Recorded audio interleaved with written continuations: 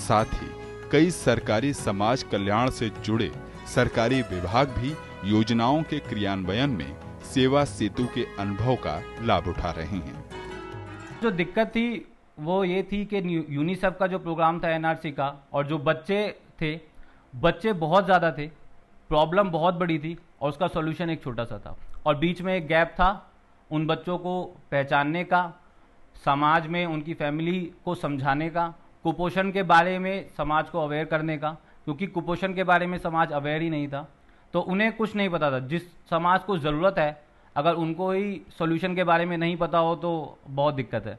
तो इसलिए हमने कुपोषण के ऊपर समाज में अवेयरनेस फैलाना शुरू किया आम सभा के जरिए। हम लोगों को ये बताते हैं कि किसी इलाके में किसी महिला ने अपना जो हक था या फिर किसी योजना का लाभ उसे जब नहीं मिल रहा था तो उसने किस तरह उसे हासिल किया, वो किन लोगों से मिली, उसे किस तरह की समस्याएं आई, ऐसी समस्याओं में उस और लोगों को क्या करना चाहिए। तो एक प्रेरणा है दूसरे लोगों के लिए। मेरी कहानी मेरी जुबानी।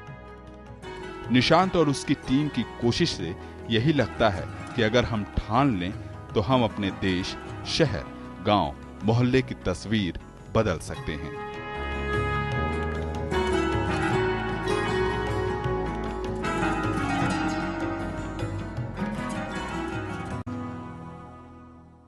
तो दोस्तों, ये थी बात युवाओं की एक टीम के द्वारा की जा रही सराहनीय पहल की। अभी वक्त आ गया एक और छोटे से ब्रेक का, लेकिन ब्रेक के बाद फिर हम जल्दी ही हाजिर होंगे। आप देखते रहिए अपना मनपसंद कार्यक्रम मेरे देश की धरती।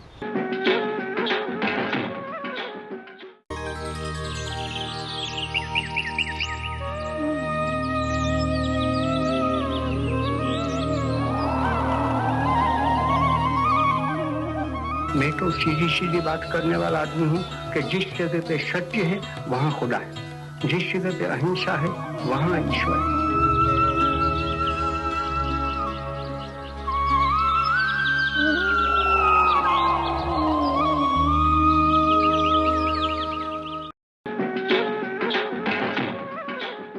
ब्रेक के बाद एक बार फिर से आपका स्वागत है दोस्तों। अब बारी है गांव एक नज़र की। जी हाँ दोस्तों, गांव देहात और खेत खलिहान की जिन खबरों से आप रहते हैं बेखबर, उन्हीं सारी खबरों को समेटते हुए आइए देखते हैं गांव एक नज़र। साफा और पगड़ी के बारे में युवाओं को जानकारी देने के लिए गुजरात के राजकोट में पगड़ी प्रदर्शनी का आयोजन किया गया। इस प्रदर्शनी में अलग अलग राज्य में बांधे जाने वाले करीब 100 तरह के साफे और पगड़ी लोगों को देखने के लिए रखे गए थे। प्रदर्शनी को देखने के लिए काफी संख्या में लोग आए थे, जिन्होंने इसे काफी सराहा। राजकोट में इस पगड़ी प्रदर्शनी का आयोजन करने वाली संस्था के लोगों के अनुसार उनका मकसद युवाओं को पगड़ी की अहमियत बताने के साथ ही उनका रुझान साफे और पगड़ी की तरफ बढ़ाना है। हमारे देश में राजस्थान, पंजाब और गुजरात के लोग पगड़ी और साफा पहनना ज्यादा पसंद करते हैं और ये यहाँ की पुरानी परंपरा से भी जुड़ा हुआ है। साफा 100 मीटर लंबे कपड़े से बांधा जाता है, जबकि पग 22 मीटर लंबे कपड़े से बनाया जाता है। गोवा में आम उत्सव का आयोजन किया गया। इस दौरान करीब 60 किस्म के आम लोगों के सामने पेश किए गए। गोवा में इस आम उत्सव का आयोजन राज्य के कृषि विभाग ने नेशनल हॉर्टिकल्चर मिशन के साथ मिलकर किया था। इस उत्सव में गोवा के काफी स्थानीय निवासियों और पर्यटकों ने हिस्सा लिया, जिन्होंने इसे काफी पसंद किया। आम उत्सव में आने वाले लोगों का कहना है कि बाजार में कुछ किस्म के ही आम मिलते हैं, जिससे लोगों को आम की ज्यादा किस्मों के बारे में जानकारी नहीं होती। लेकिन इस तरह के आम उत्सव का आयोजन करने से लोगों को इसकी अलग अलग किस्म देखने और जानने को मिलती है। दक्षिण और पश्चिम भारत में आम अप्रैल माह में बाजार में आना शुरू हो जाता है, जबकि उत्तर भारत में मई आखिर में आम बाजार में आता है। गोवा में आयोजित इस उत्सव में आम के अलावा इससे बनने वाले खाद्य पदार्थ भी लोगों के सामने पेश किए गए थे। श्रीनगर में बुक एग्जीबिशन का आयोजन किया गया। इस प्रदर्शनी में तरह तरह की किताबों को लोगों के सामने पेश किया गया, जिसमें इतिहास, लिटरेचर और टेक्नोलॉजी की किताबें खास थी। प्रदर्शनी को देखने के लिए काफी संख्या में दर्शक आए थे, जिन्होंने इसे काफी पसंद किया। श्रीनगर में इस किताब प्रदर्शनी का आयोजन Jammu Kashmir academy of art, culture and languages ने आर्काइव और आर्कोलॉजी विभाग के साथ मिलकर किया था, जिसका मकसद युवाओं का रुझान किताबों की तरफ बढ़ाना था। जानकारों का कहना था कि बदलते दौर में आजकल युवा किताबों की जगह इंटरनेट का ज्यादा इस्तेमाल करते हैं, जिससे किताबों के प्रति उनकी रुचि भी कम हुई है। ऐसे में इस तरह की प्रदर्शनी का आयोजन करके हम युवाओं का रुझान किताबों में बढ़ा सकते हैं। बुक एग्जीबिशन को देखने आए लोगों का कहना था कि इस प्रदर्शनी में काफी अच्छी किताबें मिल रही हैं, जो बाजार में आसानी से नहीं मिलती। पुरानी परंपराओं और संस्कृति से युवाओं को अवगत कराने के लिए राजस्थान के अजमेर में प्रदर्शनी का आयोजन किया गया। 2 दिन तक चली इस प्रदर्शनी में पुराने वक्त में इस्तेमाल होने वाली चीजों और पेंटिंग्स को लोगों के सामने पेश किया गया। प्रदर्शनी में लगाई गई करीब 30 पेंटिंग्स में प्राचीन मंदिर, दरगाह, क्लॉक टावर, चर्च और राजस्थान के कई किले दिखाए गए थे। अजमेर में लगी इस प्रदर्शनी को देखने के लिए काफी संख्या में स्थानीय निवासी और पर्यटक आए थे, जिन्होंने इसे काफी सराहा। लोगों के अनुसार बदलते दौर के साथ हमारे युवाओं में भी काफी बदलाव आया है। ज्यादातर युवाओं को पुराने वक्त की परंपराओं और संस्कृति की जानकारी नहीं है।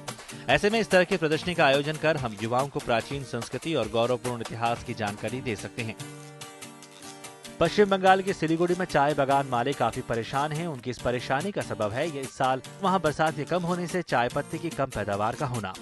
बागान मालिकों का कहना है कि पिछले 2 साल से सिलीगुड़ी में बहुत कम बरसात हो रही है, जिससे कि चाय बागान में पर्याप्त मात्रा में पानी नहीं मिल पा रहा है। इससे चाय की पत्ती काली पड़ गई है, जिसका सीधा असर चाय की पैदावार पर पड़ रहा है। सिलीगुड़ी में चाय के काफी बागान हैं और यहाँ होने वाली चाय देश के अलग अलग राज्यों में सप्लाई की जाती है। काफी पर्यटक चाय बागान देखने के लिए सिलीगुड़ी आते हैं। चाय भारत में काफी प्रसिद्ध पेय है। इसे पश्चिम बंगाल के अर्थव्यवस्था के लिए रीढ़ की हड्डी माना जाता है, लेकिन पिछले 2 साल से लगातार चाय की पैदावार में कमी आ रही है।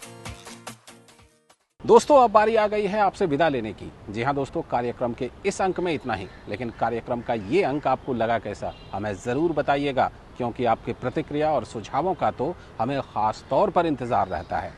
कार्यक्रम से जुड़े सुझाव आप हमें इस पते पर दे सकते हैं। हमारा पता है मेरे देश की धरती, कमरा नंबर 226, DD न्यूज़, दूरदर्शन भवन, टावर B, मंडी हाउस, कॉपरनिकस मार्ग, नई दिल्ली 110001।